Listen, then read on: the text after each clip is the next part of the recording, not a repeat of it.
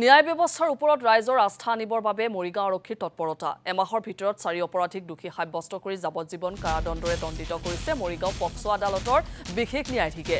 আৰু সাক্ষীক ভয় ভাবুকি প্ৰদান কৰা সকলৰ বিৰুদ্ধে গ্ৰহণ কৰা হৈছে কঠোৰ ব্যৱস্থা সাক্ষীক ভাবুকি প্ৰদান কৰা এজনক ইতিমধ্যে মৰিগাঁও আৰক্ষীয়ে গ্ৰেপ্তাৰ কৰিছে লগতে আদালতত নিজৰ মন্তব্য হলোৱা সাক্ষীসকলৰ বিৰুদ্ধেও ব্যৱস্থা গ্ৰহণ কৰিছে আৰক্ষীয়ে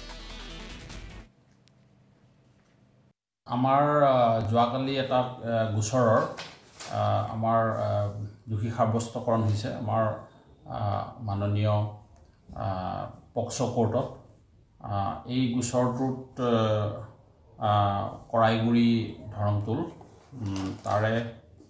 এগৰাকী মহিলাই গোচৰ দিছিলে তেখেতৰ নাবালিকা ছোৱালীজনীক ধৰ্ষণ কৰা বুলি আৰু সেইটো গোচৰ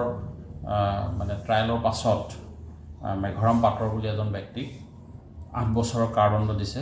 এটো আমাৰ যোৱাকালি এটো কনভিকশন অৰ্ডাৰ হৈছে আৰু এটা গোচৰ ঠিক তেনেকৈ আমাৰ যোৱা মাহত হৈছিলে যেটো গোচৰৰ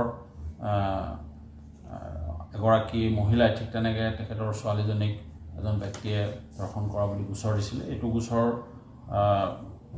ক্ষেত্ৰতো 20 বছৰৰ কাৰাদণ্ড দিছে এটো গোচৰ আমাৰ যোৱাকালি কনভিকশন হৈছে ঠিক যোৱাকালি এটা গোচৰৰ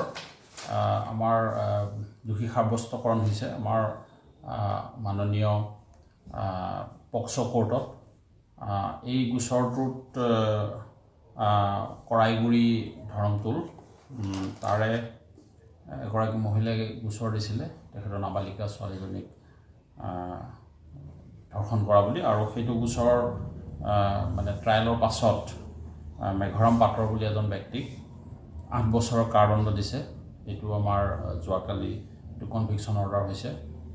আৰু এটা গোচৰ ঠিক তেনেকৈ আমাৰ যোৱা মাহত হৈছিলে যেটো গোচৰৰ এগৰাকী মহিলাই ঠিক তেনেকৈ তেখেতৰ ছোৱালীজনীক এজন ব্যক্তিয়ে ধৰ্ষণ কৰা বুলি গোচৰ দিছিলে এটো গোচৰ ক্ষেত্ৰতো 20 বছৰৰ কাৰাদণ্ড দিছে এটো গোচৰ আমাৰ যোৱাকালি কনভিকশন হৈছে ঠিক